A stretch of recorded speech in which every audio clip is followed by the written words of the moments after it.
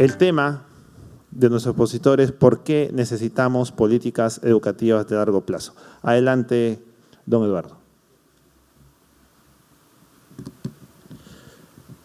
Bueno, muy buenos días a todas y todos. Agradezco particularmente la posibilidad de compartir algunas reflexiones con ustedes en un momento histórico para el Perú.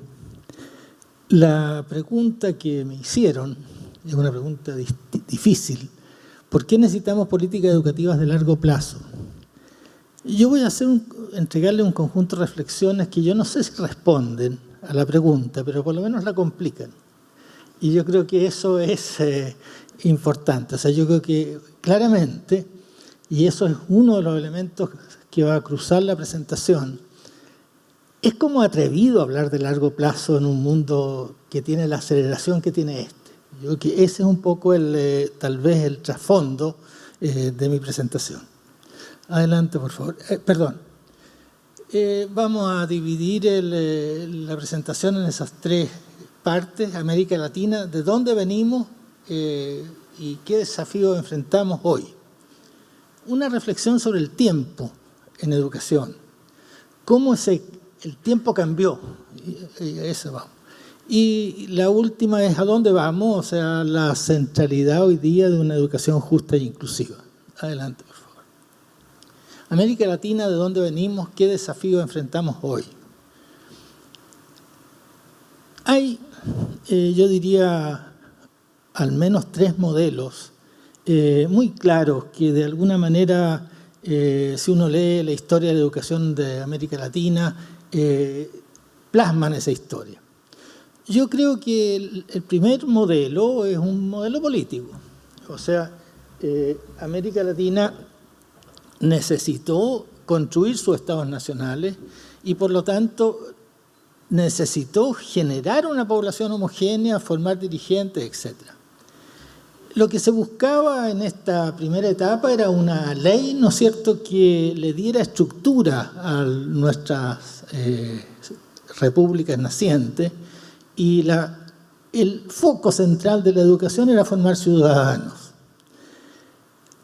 Este modelo llega un momento, ¿no es cierto?, y viene el otro, en que hay una crisis de hegemonía. Dejó de ser suficiente para, ¿no es cierto? Y vamos entonces al segundo modelo. El segundo modelo lo podemos situar sobre todo en la década de los 60, empieza antes y termina después, pero en el fondo el tema económico se pone como central. Puse acá la insignia de la CEPAL, porque tal vez el personaje, si uno quisiera hacer un poquito de historia, que centra esto es Raúl Prebisch, como director fundador, digamos, de la CEPAL, que coloca en el desarrollo económico y social el centro de lo que América Latina tiene que hacer. Y eso es lo que nos movió como región durante los años 60, 70, prácticamente hasta final de los 80. La educación empieza en ese minuto, ¿no es cierto?, el concepto de planificación. Coincide esta época con la creación del Instituto Internacional de Planificación de la UNESCO. Hubo muchos pro-hombres latinoamericanos y pro-mujeres latinoamericanas, educadores, que fueron a formarse allá y que tuvieron mucha importancia en esta etapa de la educación de América Latina. Y el resultado esperado era el recurso humano. Íbamos a ser más ricos, íbamos a ser más prósperos si teníamos mejores técnicos, mejores ingenieros, ingenieras, etc. Tercer modelo. El tercer modelo, y ahí desgraciadamente Chile es como un ícono en América Latina, ¿no es cierto?, el modelo mercantil. O sea, ya esta educación planificada, esta sociedad que va hacia un mismo lado, se empieza a quebrar y es la lógica del mercado la que incluye, se mete, digamos, en la producción, distribución del bien público que llamamos conocimiento o educación. Acá el instrumento es mercado y el resultado es cliente. O sea, en el fondo, el educador, el educando, digamos, busca la educación que quiere, la familia busca la educación que quiere para sus hijos. Los sistemas educativos en general, muy fuertemente en América Latina, pero también uno lo ve en Europa, ¿no? Se empiezan a requebrajar por esta demanda familiar, ¿no es cierto?, como clientela frente a los sistemas que piden educaciones distintas. Adelante, por favor. Hoy estamos en un nuevo contexto de crecimiento y socialización de los jóvenes que no tiene nada que ver con estos modelos de atrás. Hay una descripción ahí que saqué de una página web chilena que yo creo que es como divertida, pero define bien a estos jóvenes. Chatean mientras miran la televisión, son capaces de marcar un número de teléfono cuando todavía tienen el celular en el bolsillo, crean blogs, fotoblogs, suben y bajan videos en YouTube, escriben veloces mensajes de texto con los pulgares y dedican mucho tiempo a jugar con el computador. Y podríamos decir, van a la escuela y se aburren. Es parte del cuento, ¿no es cierto? Perú es uno de los países que tiene más alto acceso a Internet en América Latina y ese es un dato, digamos, importante. Adelante, por favor. Este joven chateando, ¿no es cierto?, y que no suelta su celular, nos mete en otra sociedad. Sociedad que hemos llamado ilustradamente sociedad del conocimiento, pero que le coloca a la educación un conjunto de desafíos distintos. La novedad de esta nueva educación es que es la centralidad del conocimiento en la producción económica y social. El conocimiento es hoy la riqueza de las naciones y es un dato futuro de la democracia. La ampliación y disponibilidad del conocimiento y la rapidez de su obsolescencia son parte, ¿no es cierto?, de esta nueva sociedad que tenemos. Las consecuencias para la educación son todas e inimaginables, ¿no es cierto? Prioridad ineludible de educación por un lado, ¿no es cierto? O sea, es obvio que si estamos en una sociedad del conocimiento, lo que se releva es el conocimiento y el que produce conocimiento es el sistema educativo. Por lo tanto, esta idea que se expresó muy bien en lo que ustedes buscan como proyecto, ¿no es cierto?, de que una sociedad debe activar y cultivar el talento de todos y todas, es un dato de la causa. El cómo hacerlo es el dato que nos falta. Eso es lo complejo. Pero la importancia de la capacidad de aprender es central. Y hay algo que va a ser una idea que va a salir 2 o 3 veces después, la dejo puesta acá, es que el tema de la justicia en educación se nos pone de un modo distinto. Necesitamos más educación, pero otra educación y otro docente. Grandes cambios. Los dos más relevantes, ¿no es cierto?, el cambio tal vez más relevante son las 2 primeras frases. El sistema escolar es y ha sido el sistema de enseñanza, pero la preocupación central hoy es el aprendizaje. En el fondo, el sistema educativo ha estado hecho para transmitir, ha estado hecho para enseñar. Y el tema es que el aprendizaje en la sociedad es hoy distinto y distante a veces de esos sistemas educativos. Las nuevas tecnologías de la información han cambiado y expandido los espacios de aprendizaje mucho más allá del espacio escolar. Millones de personas todos los días buscando información, comunicando lo que saben, intercambiando videos, haciendo preguntas, generando relaciones y redes, haciendo negocios, creando comunidades de aprendizaje, sigamos. Gran desafío, lograr un encuentro fructífero entre esta nueva cultura. Yo creo que todo cambio educativo, y aquí paso una cuña que yo creo que salió bastante ya en las 2 presentaciones anteriores, pero que me parece que tenemos que reiterar. Cualquier cambio educativo es un cambio en los docentes. Si pretendemos cambiar la escuela y la educación y seguimos manteniendo los docentes como inalterados, pensando lo mismo que han pensado históricamente, no vamos a tener ese cambio. La dimensión del cambio está en la dimensión del cambio de los docentes. Y aquí tenemos un problema que lo voy a dar en diferentes fases en las próximas transparencias también, es que tenemos docentes muy buenos para hacer algo que no es lo que tienen que hacer hoy día. Entonces, ese es el gran tema, ¿no es cierto? Tenemos docentes que son especialistas en sus disciplinas y no especialistas en el aprendizaje de sus disciplinas. Voy a colocar un ejemplo que me tocó asistir como oyente hace poco a una discusión entre académicos que forman profesores de matemáticas. Y la discusión era la siguiente, o sea, si se le puede enseñar a los futuros profesores de matemáticas las matemáticas igual como se le enseña a los ingenieros. Y la conclusión que tenía este grupo de académicos, profesores de matemáticas, era no. O sea que el tipo de comprensión de la matemática que tiene que tener hoy un profesor de matemática para poder ser especialista en el aprendizaje de las matemáticas es distinta a la que tiene que tener un ingeniero calculista. O sea, y eso lo dejo hasta ahí, no me meto en un terreno en que no conozco mucho, pero lo podríamos decir de la química, lo podríamos decir de la literatura. O sea, en el fondo, este cambio es muy importante. Hay que saber diseñar experiencias educativas a través de las cuales otros aprenden. Y eso es algo que nunca ha estado en el centro de nuestra preocupación como docente. Hay que enseñar a aprender autónomamente y a desarrollar capacidades de aprendizaje autónomo.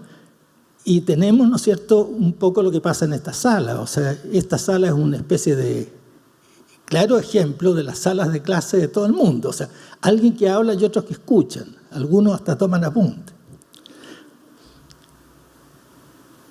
Deben manejarse manejarse en la diferencia cultural y valórica. Y en ese contexto educar para la ciudadanía. O sea, pasamos de especialistas en sus disciplinas que transmiten saberes para la vida, que comunican una identidad societal común, a un mundo distinto. El meollo de la educación es cada vez más un problema de desarrollo de capacidades de aprendizaje y de asignación de sentidos y menos una cuestión de información. Ahora sí, gracias. Segunda reflexión. O sea, aquí lo que hicimos, ¿no es cierto?, es tratar de mirar de dónde venimos, a dónde llegamos. Ahora voy a profundizar un poquito más en este dónde llegamos. O sea, el tiempo en educación, necesidad de manejar la aceleración. Adelante, por favor. Hice hace algún tiempo atrás esta línea del tiempo. Después uno se mete a internet y ve que todos esos millones de años que hay arriba difieren de acuerdo a qué página de internet tú consultas, pero más o menos la idea. La idea es que la educación es algo milenario, ¿no es cierto? O sea, nunca ha existido como una comunidad humana sin educación. La educación es el proceso, el rito de pasaje a través del cual yo incorporo a los nuevos a la comunidad. La forma de incorporarse, ¿no es cierto?, ha ido caminando en el tiempo, ¿no es cierto?, al comienzo a través de un cansina marcha para llegar hoy día a una corrida absolutamente acelerada y desenfrenada, ¿no es cierto? Algunos datos, o sea, el hombre, mujer vive varios millones de años antes de aprender a hablar. Cuando aprende a hablar, pasan todavía no millones, pero sí miles de años antes de aprender a escribir. Y de la escritura a la imprenta tenemos 2.500 años. De la imprenta para adelante ya la carrera empieza, digamos, a otro ritmo y los cambios fueron muy importantes y ahí se crea el sistema escolar como lo conocemos y un montón de otras cosas. Pero Internet, que hoy día nos cambia todo, la forma de producir, la forma de relacionarse, etc., tiene apenas 28 años. Y los cambios en Internet año a año son mucho mayores cada vez. Entonces estamos en un mundo, ¿no es cierto?, que va a una velocidad que a mí me dan un poco de escalofríos cuando ustedes dicen yo voy a hacer un plan de educación para el año 2030. ¿Qué cresta va a ser este mundo el 2030? O sea, no sé, lo dejo como inquietud, ¿no es cierto? O sea, no para que no haya el plan, sino que para que el desafío es cómo hago un plan lo suficientemente, entre comillas, participativo, flexible, etcétera, imaginativo, para que pueda durar hasta el 2030. Entonces, los mecanismos de autoadecuación de ese plan cotidianamente a los cambios que la sociedad peruana va a estar recibiendo son tan importantes y tan complejos como el plan. Ese es un poco el sentido de colocar esta lámina. Adelante. Si nosotros nos vamos para atrás, y esto es, si miramos de dónde venimos, ¿no es cierto? El viejo maestro, estoy pensando no hace 50 años, 60 años, enseñaba a leer a los niños con el mismo librito que había aprendido él. Tenía, adelante por favor, tenía, un rol en la escuela absolutamente reconocido. Él tenía un saber claro, conocimientos necesarios para vivir en sociedad, ciudadanía, ideas, valores, pachos compartidos, una moral única, normas de conducta claras, incontestables, ¿no es cierto? Y tenía autoridad como docente para comunicarlo. Dominaba el conocimiento, era un agente estatal, ¿no es cierto? Tenía el mandato, la posición para tener eso. Si nosotros vemos, sobre todo los que somos docentes, si nos retratamos en esa situación, ciertamente que no. O sea, estamos enseñando cosas que cuando éramos estudiantes no conocíamos, estamos teniendo un tipo de relación con los jóvenes, pero también con la familia de los jóvenes, donde ya no es que el profesor dijo, sino que el profesor opinó, pero otros también opinaron. Hay una posición distinta en esta sociedad distinta, me parece importante. Adelante. Esta nueva sociedad se da, ¿no es cierto?, en este nuevo escenario de la educación del siglo XXI, donde hay básicamente tres grandes elementos, ¿no es cierto? Estamos en un escenario epocal de globalización, o sea, cada vez menos una sociedad, cualquiera ya sea, puede pensarse a sí misma sin pensar el mundo. Porque la mayoría de las cosas que nosotros somos hoy día nos vienen de afuera y nos vienen por relaciones en las que estamos. Estamos metidos, ¿no es cierto?, con unas tecnologías de la información y la comunicación que corren a una velocidad insospechada y estamos con un nuevo sistema capitalista transnacional en el cual lo que cada uno de nuestros países con muy buena voluntad quiere decir es bien poco realista, o sea, es bien poco lo que puede decir. Cambios amplios, profundos, rápidos, interconectados. Adelante, por favor. En este nuevo escenario epocal, esto es lo que ha pasado. O sea, partimos con una producción científica donde el racionalismo, ilustración, siglo XVIII y XIX era la base y vamos a nuevas tecnologías de comunicación donde esto tiene muy poco que ver. La transformación, y esto es lo que quiero insistir, es simplemente esto nos lleva a una nueva manera de leer y de pronunciar el mundo, a concebir la educación en esta sociedad de la inteligencia. Coloco ahí una frase de un catalán, Manuel Castells, que sacó el año 2001 3 tomos sobre la sociedad red, digamos, que siguen siendo, yo creo, por lo menos para mí, como el análisis más fuerte que se hizo, sobre todo por el momento en que se hizo. Y él tiene esa frase que yo creo que es un elemento que hay que tener en cuenta para mirar educación. Internet es el corazón de un nuevo paradigma sociotécnico que constituye la base material de nuestras vidas, de nuestras formas de relación, de trabajo y de comunicación. Yo creo que este tema, ¿no es cierto?, en que ya no es el silabario, ya no es el mundo letrado simplemente, sino que es este mundo que es letrado y intercomunicado al mismo tiempo, como base del mundo, es un elemento que hay que mirar, yo creo que con cuidado. Adelante, por favor. Algunos elementos de ese cambio. El espacio. En este mundo interconectado, la distancia ya no constituye lejanía. Yo creo que cada uno de ustedes puede tener experiencias personales, familiares, en las cuales un hijo, un primo, un hermano, el padre, no sé, vive de repente a cientos de kilómetros y en otra cultura y la comunicación puede ser cotidiana. Eso no pasaba antes. O sea, la lejanía era una experiencia distinta. La escuela hoy no tiene murallas. El docente no está solo, a la escuela entra todo, ¿no es cierto? Y por lo tanto, la obligación cotidiana o la pega cotidiana es procesar un conocimiento que se está dando en torno, fuera muchas veces de la escuela. El tiempo, el pasado, las tradiciones marcaban la escuela, hoy día se desdibujan y se vive en función del futuro. O sea, el concepto de proyecto es mucho más importante hoy día que el concepto de tradición, desde el punto de vista de cómo pesa en la constitución de nuestra vida. El nuevo lenguaje audiovisual, multimedial, no es solo un cambio de instrumento. El lenguaje es portador de una nueva racionalidad. Yo creo que este tema que uno lo esboza nomás, yo creo que es muy importante machacarlo en el momento que uno empieza a mirar para adelante. O sea, ¿qué viene? Gracias al otro.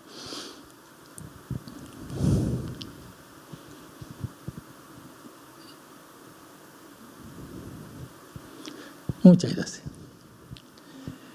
Escenario societal, nuevo capitalismo. Hay un autor que seguramente ustedes han leído, tiene muchas cosas, tiene un libro específico de hace más de 10 años sobre educación, acuñó este concepto de sociedad líquida, es Bauman. El nuevo capitalismo, el capitalismo industrial unía a la sociedad. El nuevo capitalismo carece de capacidad de integración social, por eso esa sociedad líquida. Encontré esa ilustración de Dalí que nos da un poco una imagen de lo que puede ser esta sociedad líquida. Así estamos nosotros. La empresa hoy individualiza, antes congregaba. Este paso, que no es menor, y yo creo que sobre esto yo haría sobre clic y lo colocaría como muy importante dentro de pensar el futuro. Venimos de una sociedad dividida entre dominantes y dominados. Pero ojo, los dominantes y dominados son ambos necesarios para que esa sociedad funcione. Tenemos el capital de Marx, ¿no es cierto?, detrás, o sea, en la cual uno dice, hay que superar esa dominación, hay que llegar a una sociedad igualitaria, pero estamos hablando de la sociedad. Hoy día el dilema es otro. Están los incluidos y los excluidos. Y la sociedad de los incluidos no necesita a la sociedad de los excluidos.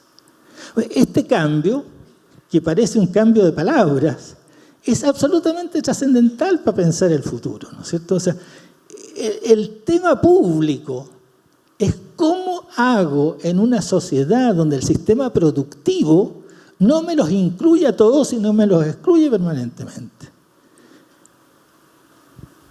El Estado maneja mucho menos la economía y tiene, por lo tanto, muy poca maniobra en este cuento. El Estado benefactor del cual venimos está en absoluta crisis. Hay una preeminencia del mercado en la regulación de la vía colectiva. El mercado segmenta y orienta a la solución individual de necesidades.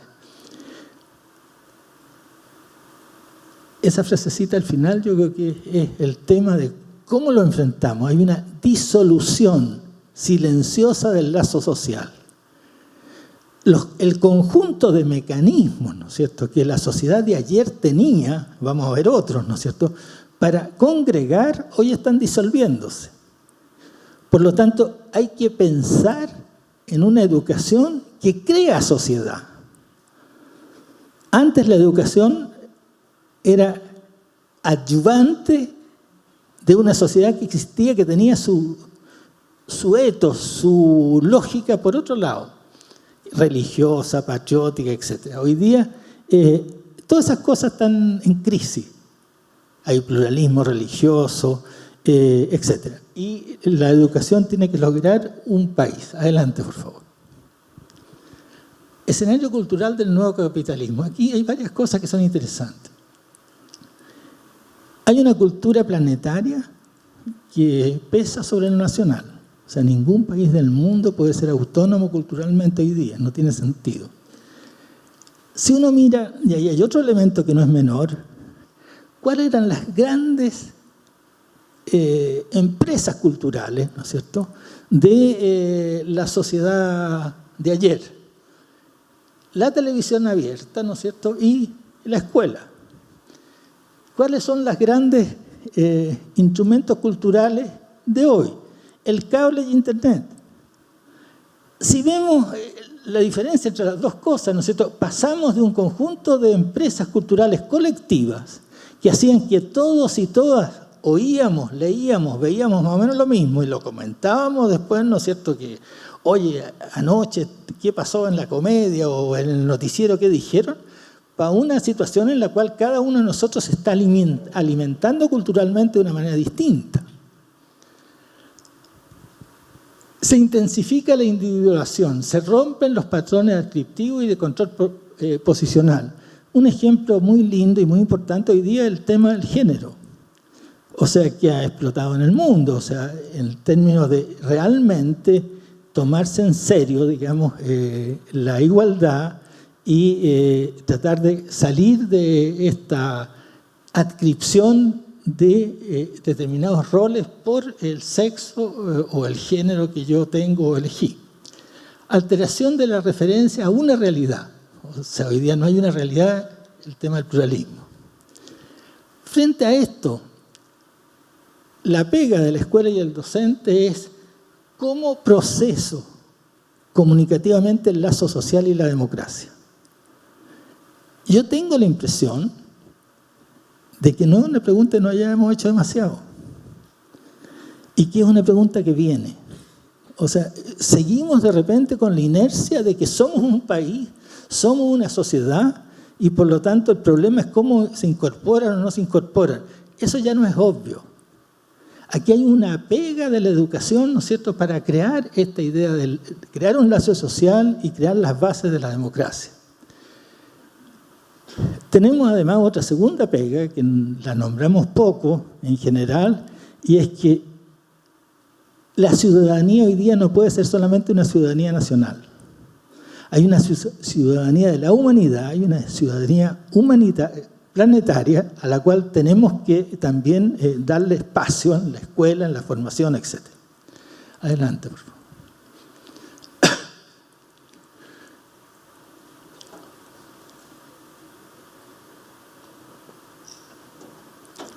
En este contexto tenemos otra familia que tiene al menos dos características bien importantes. Una que es bien universal es la reducción del número de hijos. O sea, hoy día prima la familia en la cual hay 1, 2, 3 hermanos, ¿no es cierto? Si uno mira, hace 100 años primaba la cosa 7, 8, 9, 12. Bueno, la socialización del niño y la niña en una u otra familia es absolutamente distinta. Segundo tema, ¿no es cierto?, es el tema de la permanencia de esa familia. O sea, hoy día tenemos índices de separación muy importantes y ese índice de separación da trayectorias de relación padres e hijos bien distintas. Para uno tiene una sala de clase, uno se empieza a preguntar, unos viven con la mamá, otros viven con el papá, otros viven con la abuelita. En fin, hay una situación que no era así antes. Antes el caballero podía tener unas cuantas sucursales, ¿no es cierto?, pero había una casa central a la cual llegaba y en la cual permanecía, ¿no es cierto? Hoy día se pasea por las sucursales y no vuelve a la casa central. Bueno, todo esto nos coloca de nuevo una relación o un descanso, entre comillas, de la escuela en la familia que es bastante distinto. La otra, por favor. Esos son algunos datos de acá que nos muestran esta baja importante en la natalidad que tiene dos valencias. Tiene una valencia de oportunidad, en el sentido que vamos a tener un poquito más de platita, digamos, para poder hacer un plan educativo más robusto, pero por otro lado tiene en el piso un cambio cultural enorme, ¿no es cierto?, del cual hay que hacerse cargo también. Adelante, por favor. Globalización y persistencia de la desigualdad.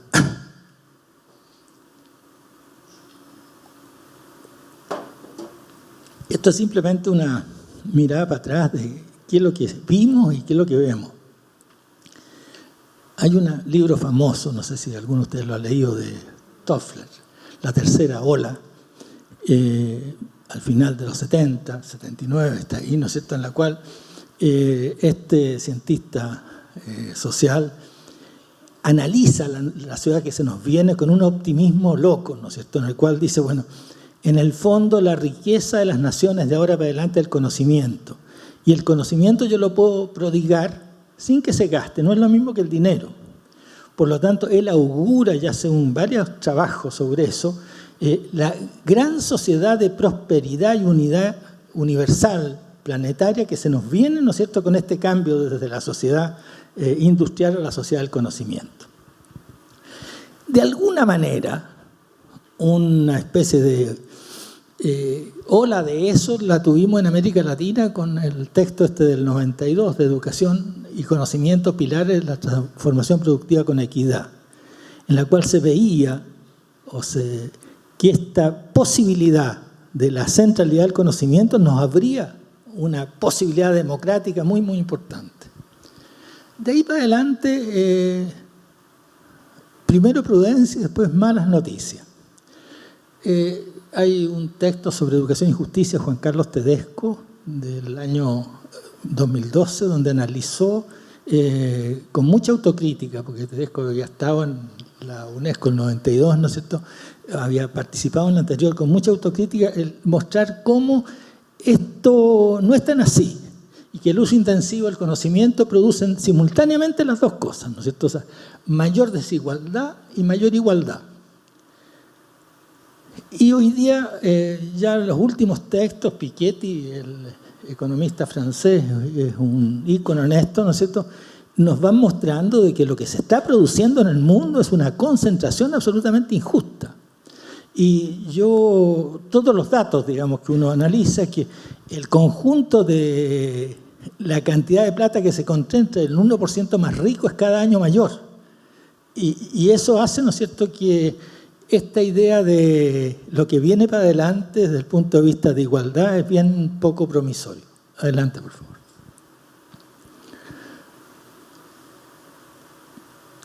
Aquí hay un punto que yo creo que es central si estamos mirando para adelante.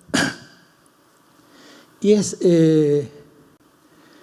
lo insinué antes y dije que venía, aquí está la idea. Dice, estamos frente a la desigualdad, pero estamos frente a un nuevo tipo de desigualdad.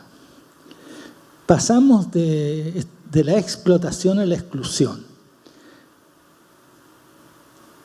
Las desigualdades ya no se dan solamente entre explotadores explotados, entre burgueses y proletarios, etcétera, sino que se dan en cada grupo social.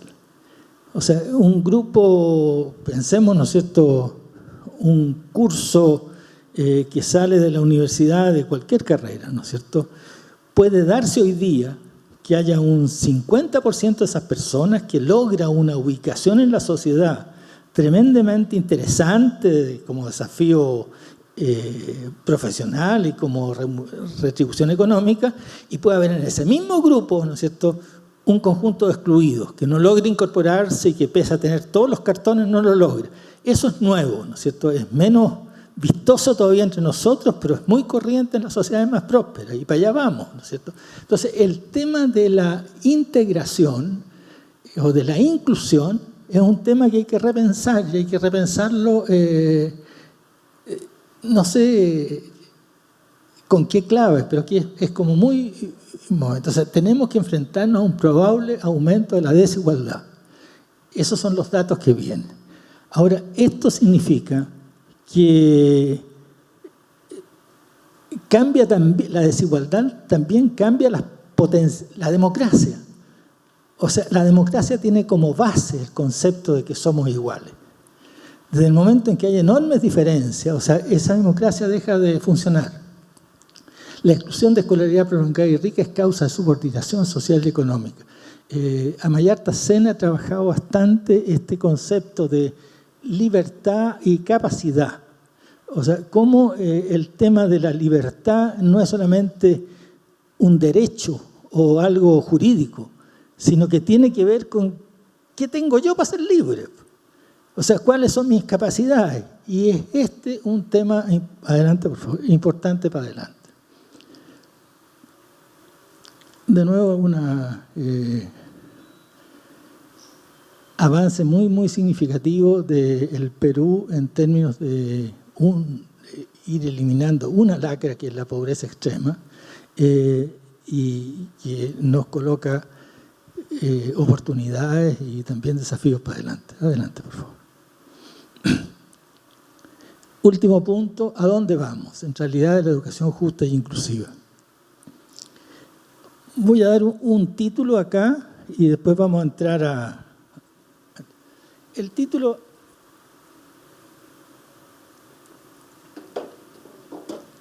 Hacer tres cosas al mismo tiempo, tomar agua, hablar y que me oigan, era complicado.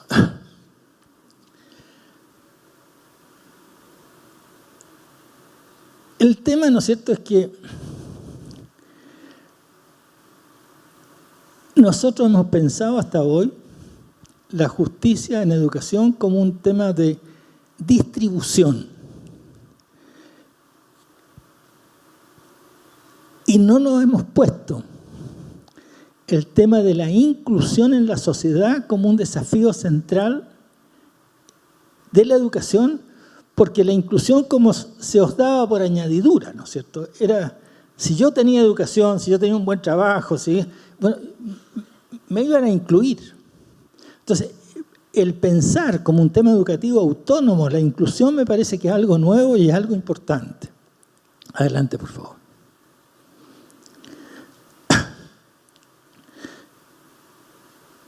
Yo hay una tesis, o sea, una afirmación en ese sentido tesis, ¿no es cierto?, que me parece importante. Pensar la educación como inclusiva ofrece hoy un horizonte normativo, un horizonte ético-político fecundo para orientar una educación genuinamente democrática. Ojo, pasamos de el concepto de estar incluido en la escuela a que esa escuela sea inclusiva y que la educación que esa escuela dé sea una educación inclusiva.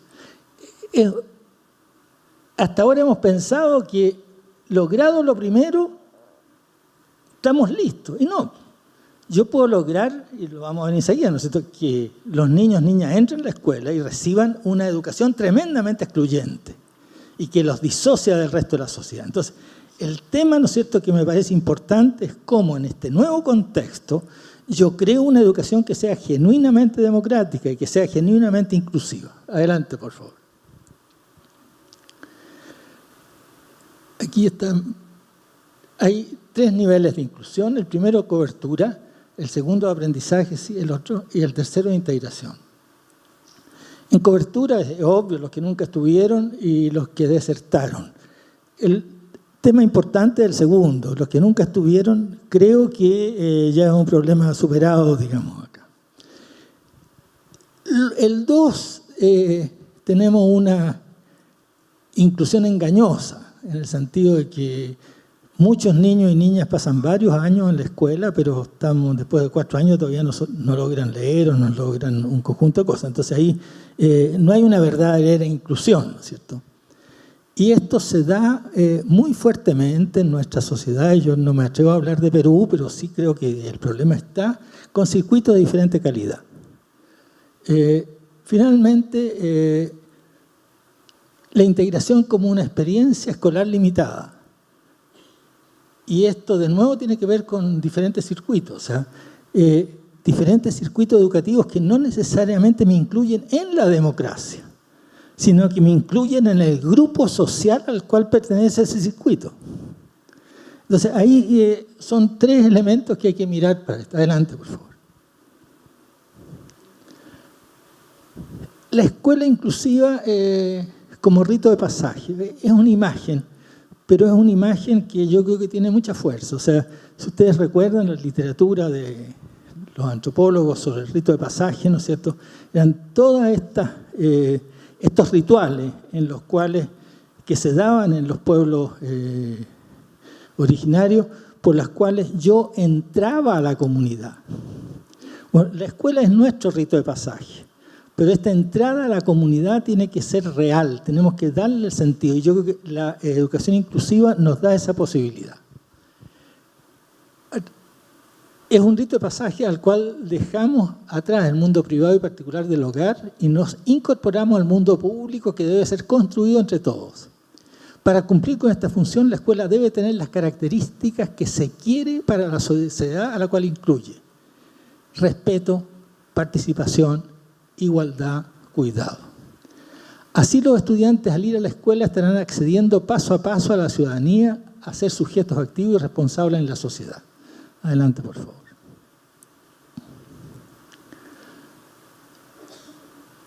Es este doble punto, ¿no es cierto? O sea, una educación inclusiva, por ser inclusiva, incorpora a la sociedad y hace democrática esa sociedad. O sea, el rito me hace ser parte, pero el tipo de rito, la calidad democrática de esa escuela, hace que esta incorporación sea una sociedad democrática. Son dos procesos interrelacionados.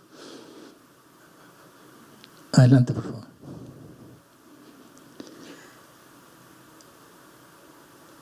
Es lo mismo dicho en otra manera. Adelante. Algunos elementos sobre reflexiones sobre esta educación democrática. Cuando la escuela acepta las diferencias, logra una unidad entre sus estudiantes porque los incluye a todos. La igualdad democrática se encuentra en el camino del reconocimiento. Cito ahí a un biólogo, filósofo chileno, ¿no es cierto?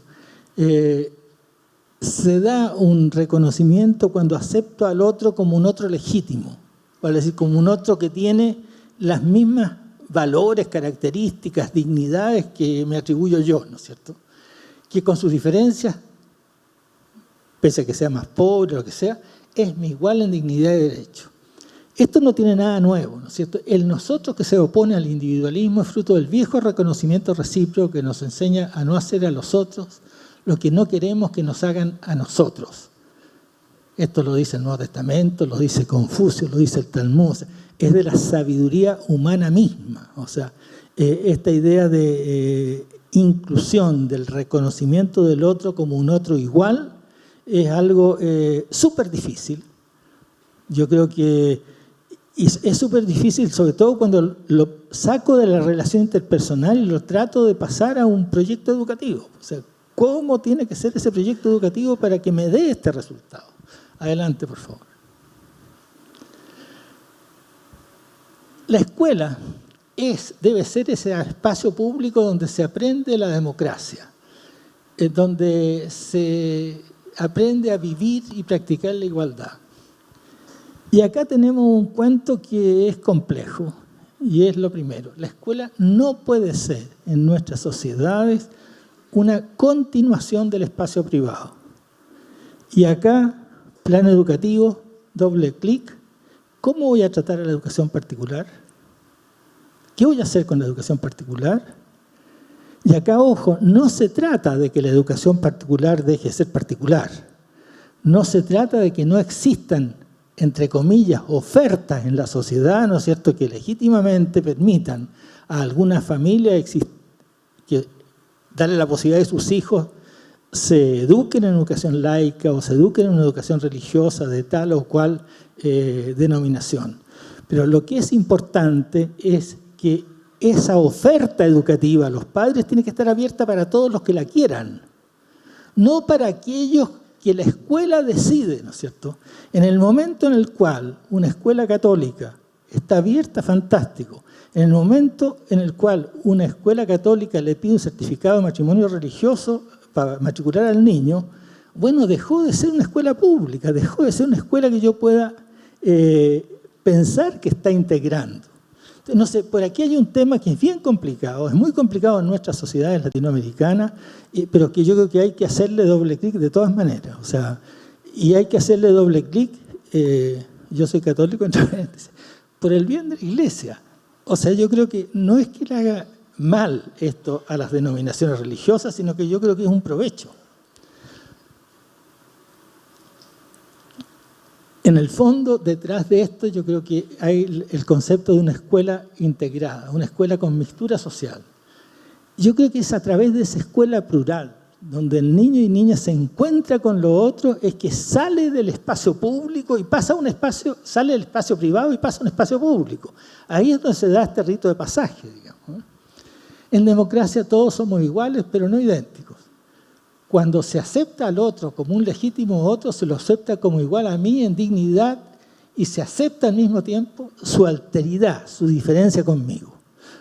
Este tema es un tema como bien central en educación democrática para adelante. Y creo que estamos balbuceando, estamos empezando a trabajarlo. Adelante, por favor. Esto es lo mismo dicho como por el otro lado. O sea, ¿qué es lo que es la segregación? La escuela nos ofrece una experiencia de inclusión, pero además de este tema que es central, que es valórico, hay consecuencias, ¿no es cierto?, pedagógicas. O sea, yo creo que en una escuela segregada, el efecto pares, o sea, lo que los niños y niñas pueden aprender de sus semejantes se ve limitado muy fuertemente y por lo tanto se daña el aprendizaje de la mayoría. En las escuelas para pobres, y sobre esto hay investigaciones duras, los profesores y profesoras bajan sus expectativas en relación a la misma escuela, digamos, de otro nivel socioeconómico. Y lo que es claro es que las expectativas de los profesores son uno de los factores más importantes en el logro de los aprendizajes. No vamos a insistir en eso acá, pero hay investigación así sobre eso. La segregación limita la voz de la sociedad para exigir una buena educación. O sea, los más poderosos resuelven su problema por un lado y la escuela de los más pobres no tienen voz. Adelante.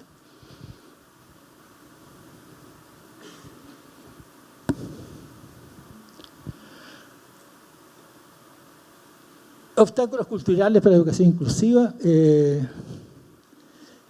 Tensión entre contribución a la democracia y la búsqueda de la reproducción.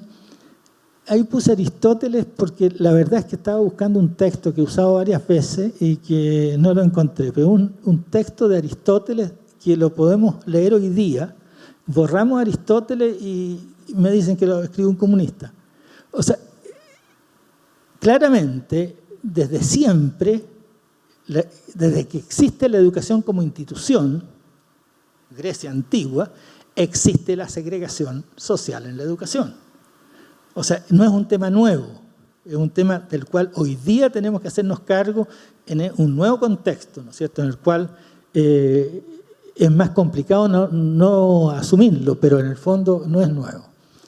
Estamos, el tema, voy a apurarme un poco, ¿no es cierto? Vamos a la otra, ¿no?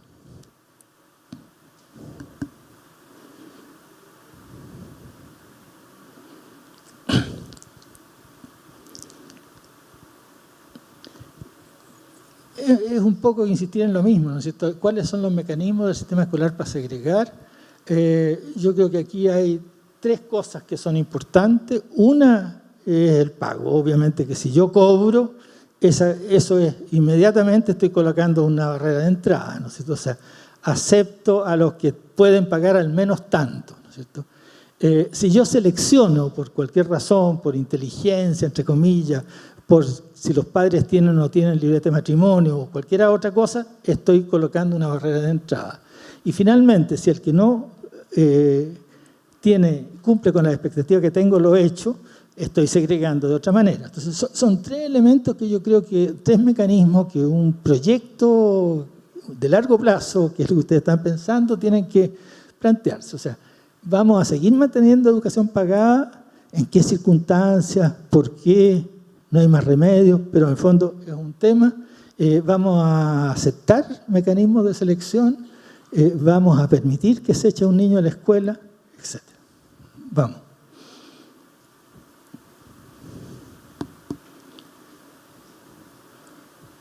No sé quién pasa las transparencias, pero sé que lo estoy aburriendo mucho, entonces se está quedando dormido. Acá hay un tema sobre el cual quisiera hacer un profundo énfasis.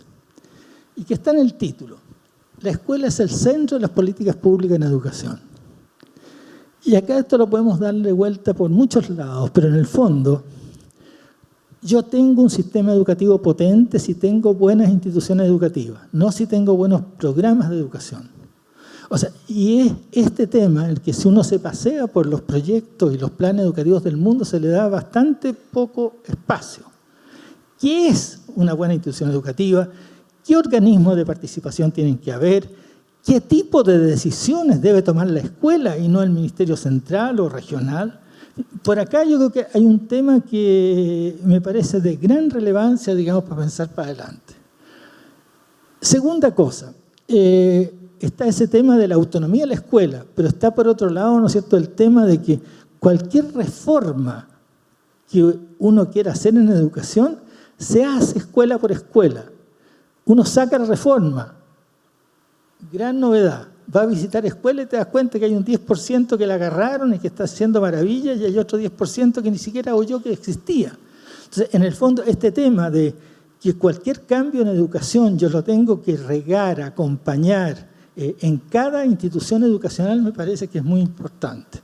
Entonces, tiene que la reforma, y aquí esto sí va como consejito para el plan, tiene que tener una gran autonomía a la escuela, mucha importancia a los proyectos de escuela, equilibrado obviamente con una regulación central y con esa cautela de mixtura social al interior de cada escuela, etc. La otra, por favor. Y vamos terminando. En resumen, lo central de cualquier plan de mediano y largo plazo es mejores escuelas y escuelas más inclusivas. El mejoramiento de la educación avanza escuela por escuela. El buen funcionamiento de escuelas inclusivas es el camino para lograr una educación democrática y de calidad. La otra. A modo de síntesis, 4 cosas.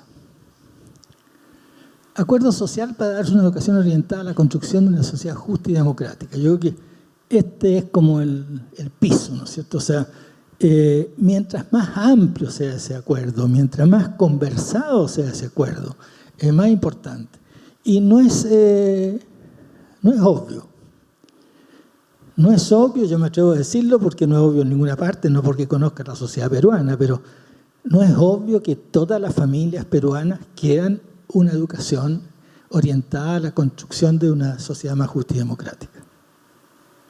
Por lo tanto, aquí hay un tema que es complejo, pero está en la base. O sea, segundo elemento, el centro de cualquier política educativa igualitaria está en la construcción de escuelas inclusivas, estructura, subjetividad, igual, experiencia de inclusividad.